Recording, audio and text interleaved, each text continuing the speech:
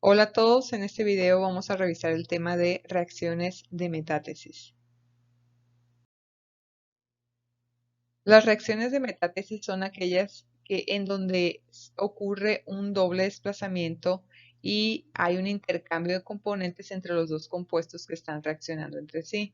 Una manera de representar esto es señalando al primer compuesto como el compuesto AB que reacciona con el compuesto CD y como resultado de esa reacción se generan los productos AD y CB.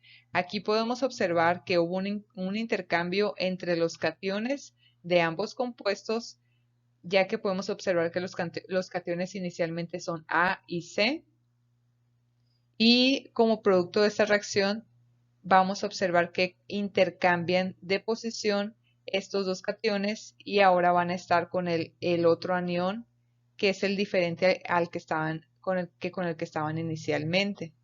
Entonces, en este tipo de reacciones va a ocurrir un doble desplazamiento. Una reacción que nos puede ayudar para identificar o para entender un poco más este tipo de reacciones es la reacción que ocurre entre el nitrato de plomo 2 y el yoduro de potasio. Ambas son sales solubles y aquí podemos observar que el catión del primer compuesto, que es el plomo, y el catión del segundo compuesto, que es el potasio o el catión potasio, intercambian posición y ahora el plomo al finalizar la reacción va a estar formando un producto o un compuesto con el yodo, al contrario de lo que estaba ocurriendo inicialmente, que lo observamos que estaba primero con el nitrato, ahora va a terminar con el yodo, y el potasio que inicialmente estaba con el yodo, ahora va a estar formando un compuesto con el anión nitrato. Entonces hay un intercambio entre los cationes y los aniones. Y algo que tenemos que tener presente en este tipo de reacciones es que el estado de oxidación de los elementos que están participando no se modifica, por lo tanto no ocurre la reacción de oxidación y reducción. Los estados de oxidación permanecen igual antes y después de la reacción. Dentro de la categoría de reacciones de metátesis tenemos a las reacciones de precipitación y a las reacciones de neutralización. Vamos a profundizar en cada uno de estos tipos de reacciones más adelante. Y vamos a iniciar con el tema de reacciones de precipitación. Las reacciones de precipitación son aquellas que se caracterizan por la formación de un producto insoluble. Y a este producto insoluble lo vamos a identificar como el precipitado. Entonces, ese precipitado es el compuesto insoluble que se separa de la disolución. Un ejemplo puede ser el compuesto que está en la fotografía que representa al cromato de plata y claramente se ve esa separación del compuesto de la disolución. Y además del precipitado vamos a tener en esa disolución o como producto de esa reacción vamos a observar la presencia de iones espectadores. A estos se les llama de esta manera ya que no están participando en la formación del precipitado, por lo tanto se les considera que no están participando en la reacción global y permanecen como iones solubles que podemos identificar como este tipo de iones. Algunos de estos podrían ser, por ejemplo, el ion potasio o el anión nitrato. Y podemos entender este tipo de reacciones de precipitación como aquellas reacciones en las cuales la fuerza de atracción que hay entre los iones con carga opuesta es tan grande que forman un producto iónico insoluble. Entonces, se podrá entender que la fuerza impulsora de este tipo de reacciones es la atracción que existe entre estos iones con carga opuesta, que son los que terminan formando el precipitado. Por lo tanto, al tener este tipo de reacciones, es importante que analicemos los productos que se forman y una vez que identifiquemos a los compuestos o a los productos de esa reacción, tenemos que identificar cuál de ellos es soluble y cuál de ellos es el compuesto insoluble, y ese es el que vamos a identificar como precipitado.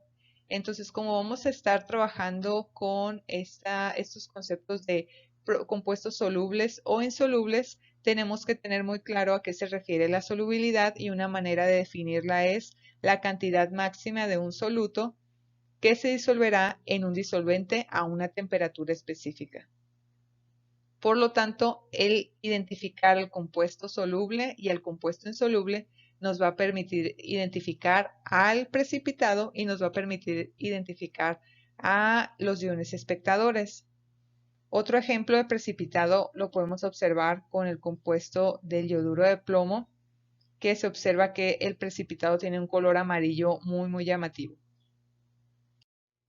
Y bueno, ya que tengamos los productos de la reacción, ¿cómo vamos a saber o qué guía vamos a seguir para poder identificar cuál es el compuesto soluble y cuál es el compuesto insoluble? Hay unas reglas determinadas para la solubilidad de compuestos iónicos que nos van a permitir identificar de manera sencilla cuál es o predecir de manera sencilla cuál va a ser el precipitado y cuál va a ser el compuesto soluble. Entonces, de manera general, podemos identificar a los compuestos solubles como aquellos compuestos que contengan los aniones de litio, sodio, potasio, rubidio, cesio y amonio. Además, también vamos a observar que los compuestos o los compuestos iónicos que contengan nitratos, acetatos, carbonatos, cloratos y percloratos también se consideran compuestos solubles. Y observamos que en estas dos categorías no hay excepciones, por lo tanto, cuando tengamos este tipo de compuestos los vamos a considerar solubles. Ahora en la siguiente parte podemos observar que también se considera solubles a los halogenuros como los cloruros, bromuros y yoduros, y hay que considerar a las excepciones para este tipo de compuestos y nos mencionan que las excepciones son los halogenuros de plata, halogenuros de mercurio con carga de +1 y los halogenuros de plomo con carga de +2 o estado de oxidación de +2. Por lo tanto, al identificar un halogenuro de alguno de estos cationes, no lo podemos considerar soluble ya que está dentro de las excepciones. Igual en el caso de los sulfatos se consideran compuestos solubles a excepción de los que se señalan de este lado, que serían los sulfatos de plata, mercurio, plomo +2, estroncio y bario. Y de manera general podemos identificar ciertos compuestos que se consideran normalmente como insolubles, por lo tanto estos van a estar formando el precipitado. Dentro de estas categorías vamos a observar a los carbonatos, fosfatos, cromatos y sulfuros. Y hay excepciones para esta regla y nos dice que los compuestos de este tipo que contengan metales alcalinos o al ion amonio, a pesar de que de manera general se consideren insolubles, al tener estos cationes se van a considerar del tipo solubles. Además, en la categoría de compuestos insolubles también encontramos a los hidróxidos y con las excepciones de que los hidróxidos de compuestos o los hidróxidos, de metales alcalinos y los hidróxidos de bario sí se consideran del tipo solubles. Entonces, esta tablita nos va a permitir predecir cuáles son los compuestos solubles y los productos insolubles de cada una de las reacciones que analicemos. Podemos analizar las reacciones y hacernos diferentes preguntas. Y aquí tenemos un ejemplo de una reacción de precipitación y la pregunta que nos hacen inicialmente es: ¿se formará el precipitado o se formará algún precipitado al ocurrir la reacción entre el nitrato de plomo 2 y el yoduro de potasio? Y nos presentan la ecuación de esta reacción que está ocurriendo.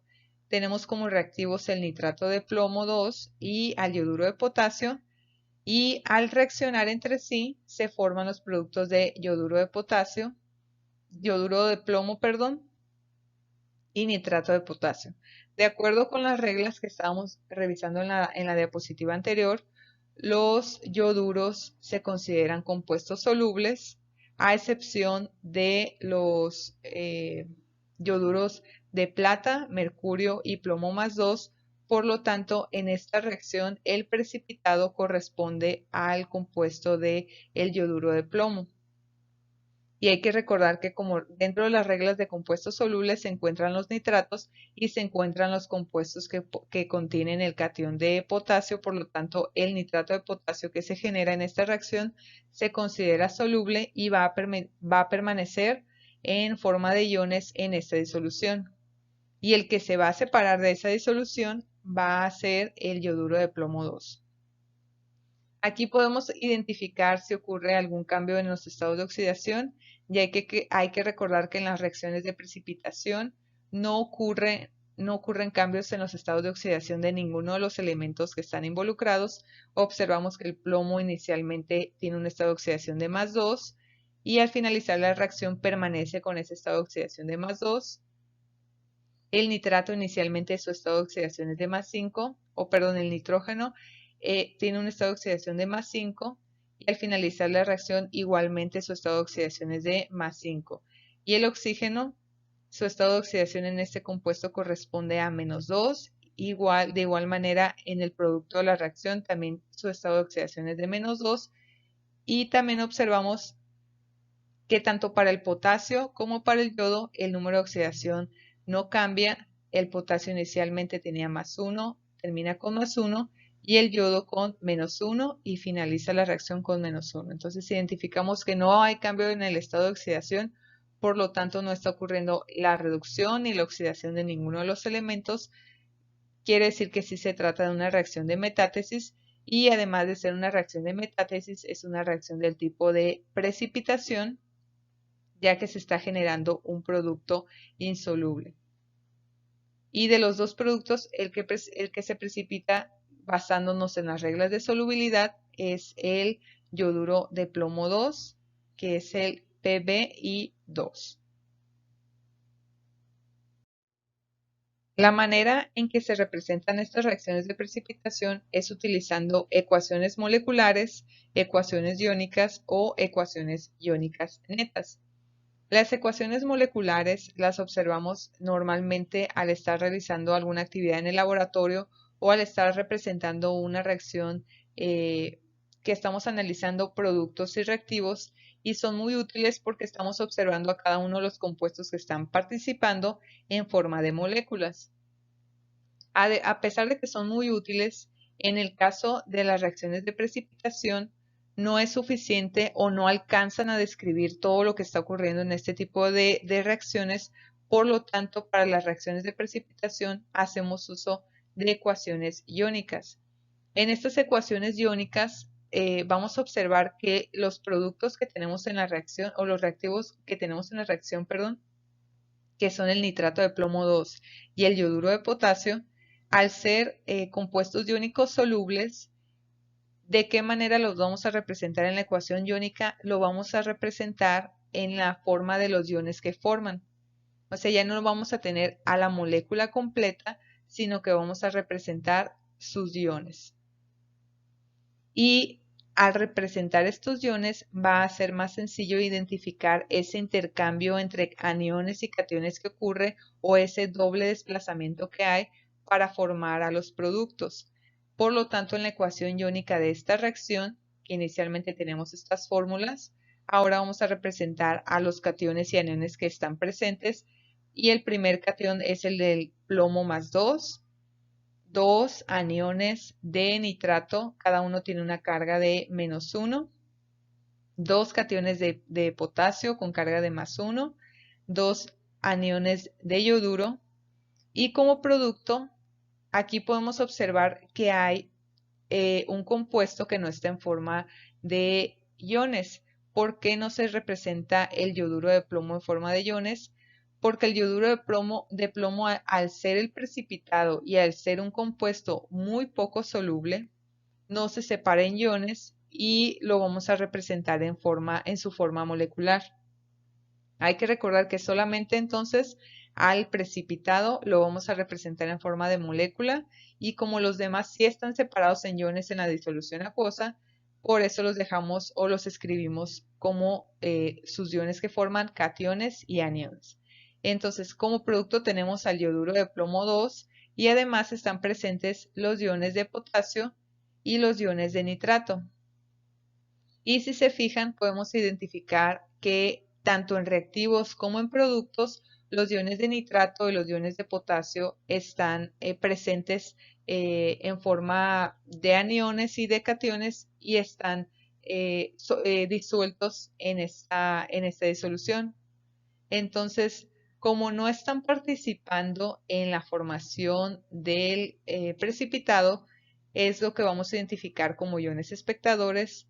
Por lo tanto, a estos iones espectadores los vamos a poder cancelar de la ecuación o no los vamos a considerar al momento de escribir la ecuación iónica neta. En la ecuación iónica neta, ¿qué vamos a representar? Vamos a representar a los reactivos y a los productos que están representando o en donde podemos observar la formación del precipitado. Por lo tanto, en esta ecuación o en esta reacción química, la ecuación iónica neta corresponde a los reactivos de plomo más 2 y los dos aniones de yoduro que están involucrados en la formación del yoduro de plomo 2.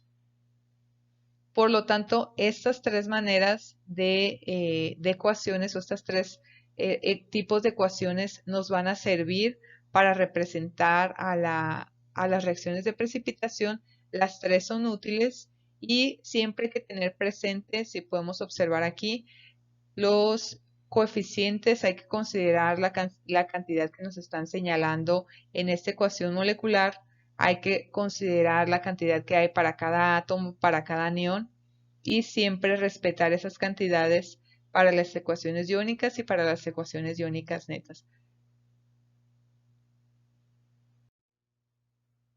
Esto sería todo por el video. Muchas gracias.